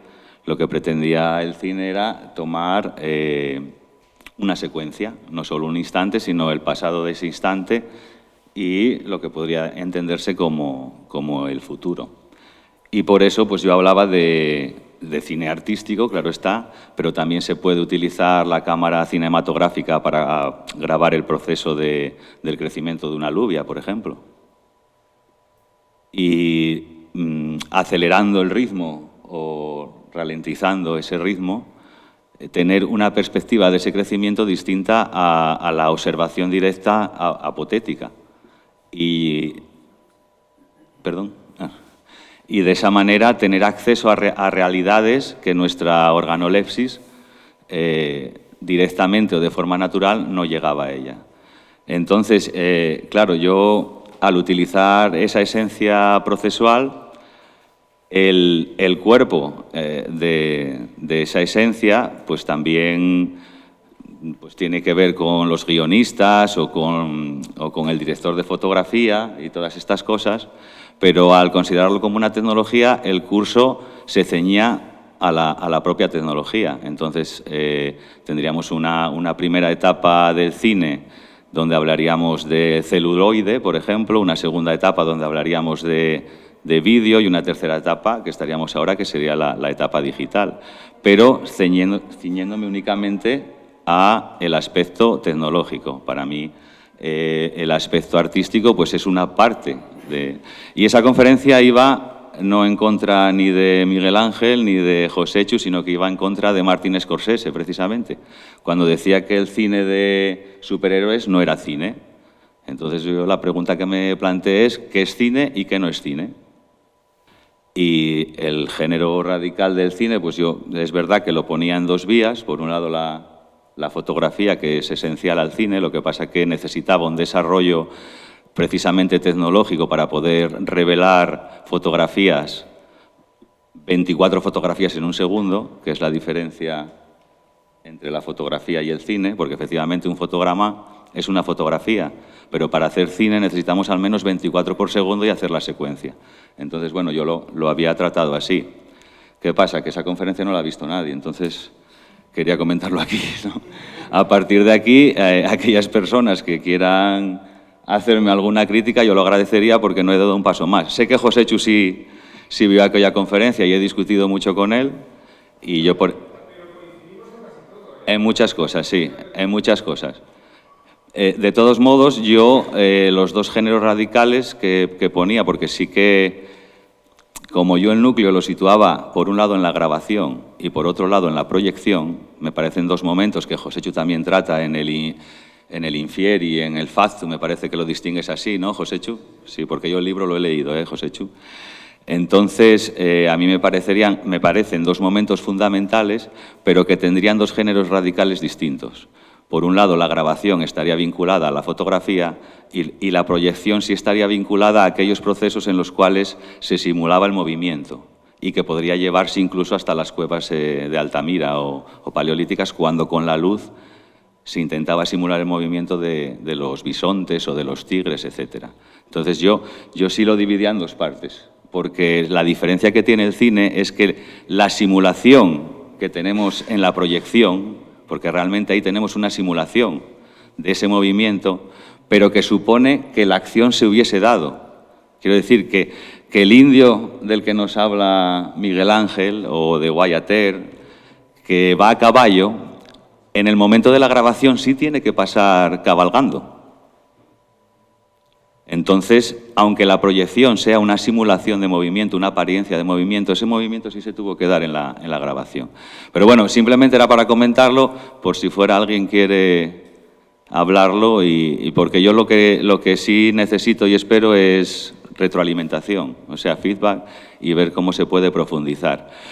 Y para finalizar, cuando vino Íñigo y comentó lo de la exploración, porque efectivamente se puede estar abusando de la doctrina de la esencia procesual, pero también puede ser una herramienta que nos lleve a callejones sin salida y la abandonemos, pero que también permite ver si nos da más luz sobre algunos asuntos. Y en el cine pues, se puede utilizar la teoría de la esencia porfiriana y plotiniana y a ver hasta dónde nos lleva, aunque luego tengamos que decir, no, pues para esto no sirve.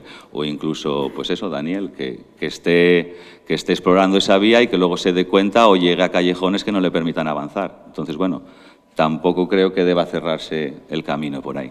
Y nada, muchas gracias. Pues Rambo, digo Marcelino.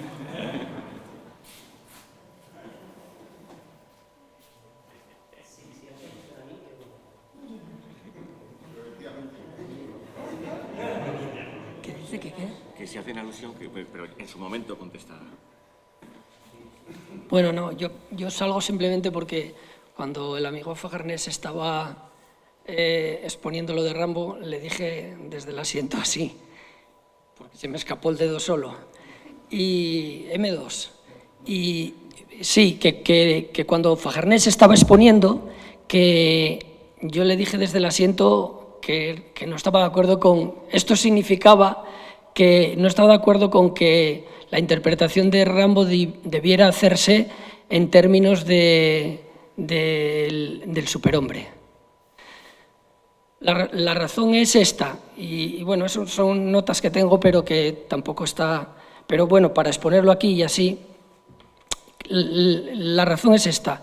Primero, pues la fecha de Ciudadano Kane es del 41. Y Rambo ya estamos casi al final de la Guerra Fría. Y entonces el contexto determinante nematológico es completamente distinto. La Guerra Fría es distinta. A mí me parece que Rambo sí puede parecer un Hércules, pero que la interpretación, me parece que más acertada de Rambo, es la de el hombre universal del sistema capitalista, el hombre total, frente al hombre politécnico del sistema comunista. Ese hombre que Marcuse en el hombre unidimensional pues también critica respecto al capitalismo, ¿no? El capitalismo haría de los sujetos humanos sujetos alienados en el proceso productivo, maquinizados y por lo tanto unidimensionales. Y por lo tanto lo que se busca es un hombre total, es el hombre nuevo del que habla Marx, el hombre del comunismo es un hombre nuevo, y eso lo conseguiría el comunismo. Frente a eso, la ideología capitalista propone su hombre politécnico, y este sería Rambo.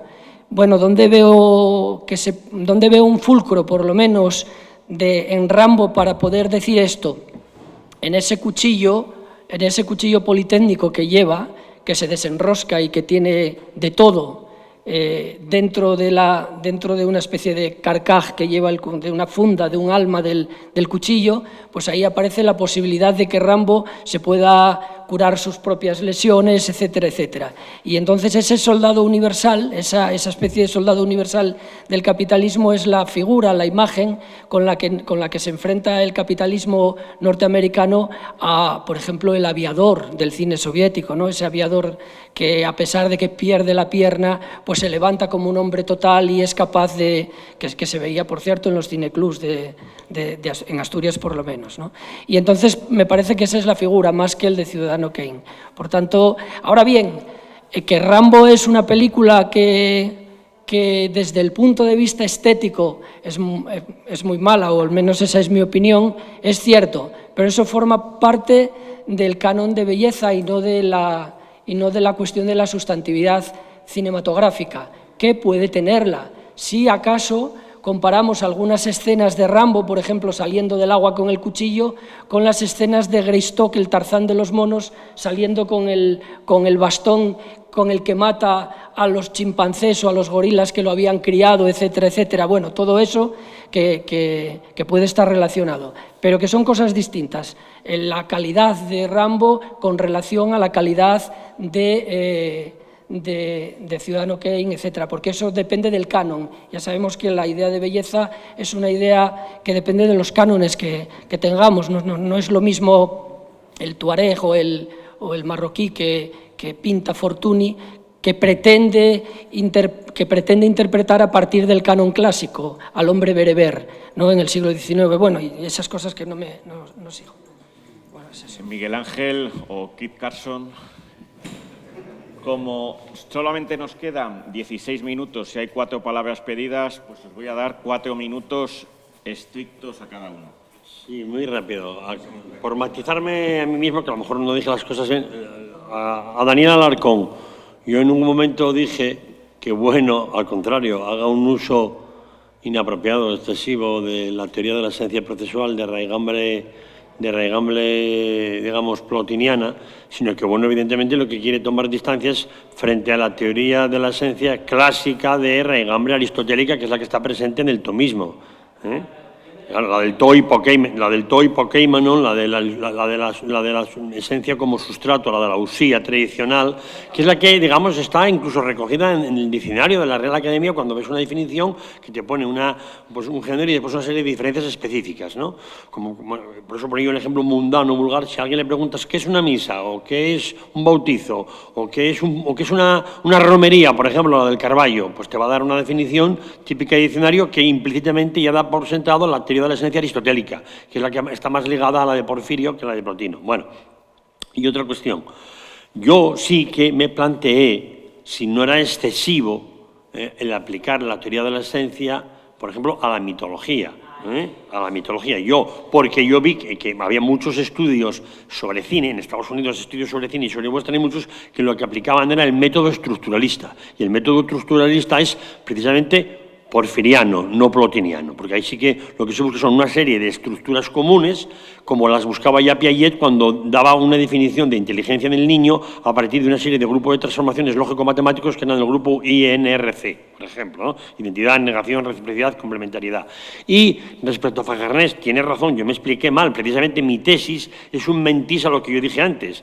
Yo lo que quería comentar es que para transmitir una idea, y toda película sustantiva transmite ideas, el director tiene que saber ejercitar una ontología, no solamente representarla, sino tiene que saber ejercitarla. Y por supuesto que el cine es alegórico y él lo conoce bien. Hay voy a poner 2 ejemplos rapidísimos. Uno, Fort Apache, de John Ford, y otro, El nombre de la rosa, que es una película, tanto por ejercicio como por representación, religiosa.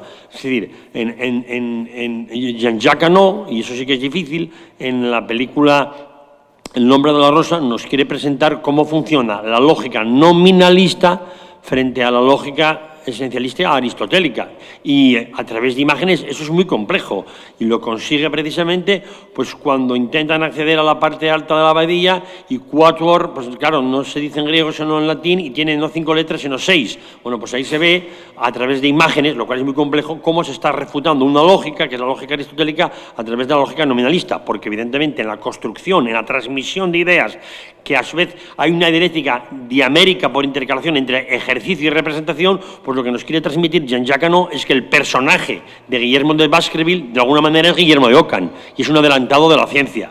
Y ahí, claro, con lo cual implica eso de presentación negro-legendaria de España, porque Jorge de Burgos, y eso está en la novela, es una especie de burla de Jorge Luis Borges, una especie de broma que le hace Humberto Eco a Borges y que de alguna manera también recoge a Hano. O sea, que yo a lo mejor, te lo digo con todo el cariño, Fajarnés, fui yo el que me expliqué mal. El cine es transmisión de ideas, pero para que se transmiten ideas hay que saber ejercitarlas y no todos los directores saben, ¿eh? Cuidado, por eso en Hollywood se distingue entre artesanos y verdaderamente eso, maestros del cine. John Ford era un maestro, no era un simple artesano, por ejemplo.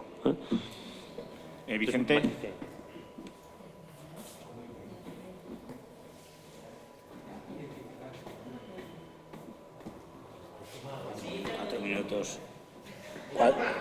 4 minutos amables. Bueno, como la intervención anterior fue corta, más bien corta, un poco de... Vamos a ver, me gustaría solamente dejar aquí claro lo siguiente, y es que a la hora de analizar cualquier arte, y entonces aquí tengo que conectar con el principio de Carlos, pues naturalmente no se trata de... Es decir, que hay un tramo noseológico imprescindible.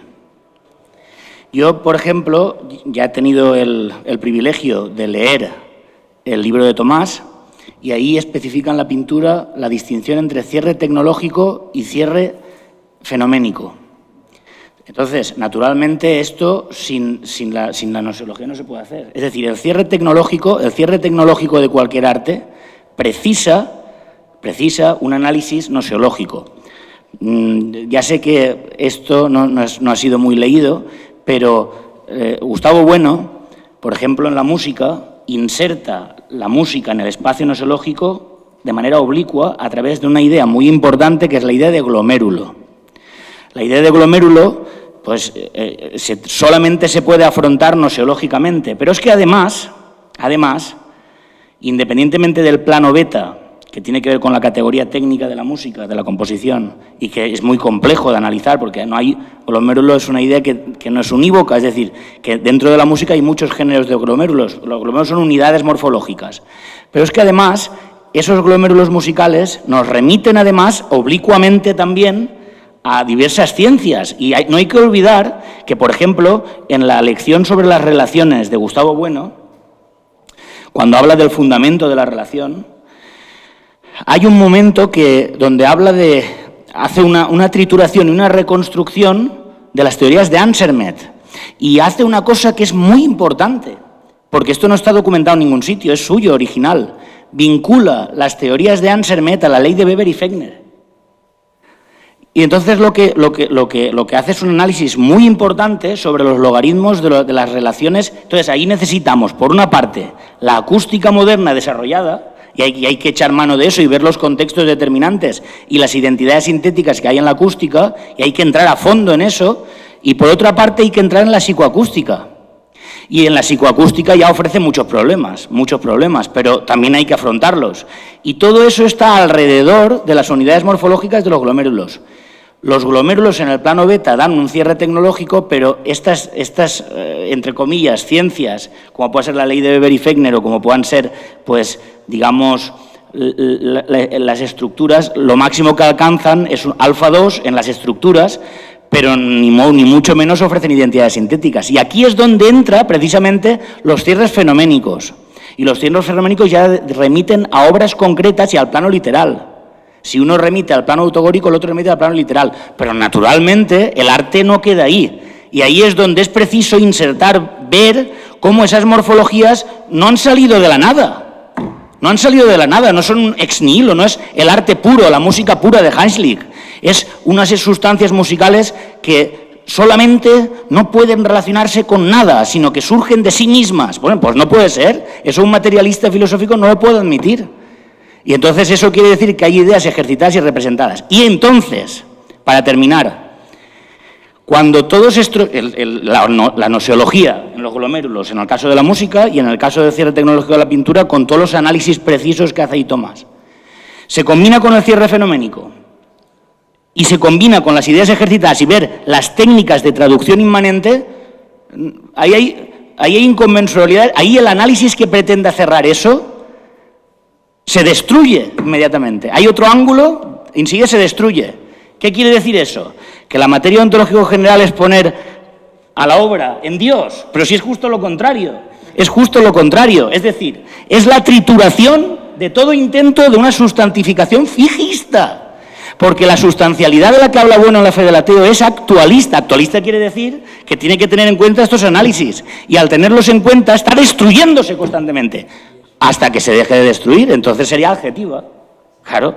Si es que, pero es que hay obras como el Partenón que a ver si podemos decir que se han cerrado ya. Los análisis no se han cerrado. Y nada más quería decir esto, que no hay corte, no hay corte. Daniel. Pero si habías levantado la mano.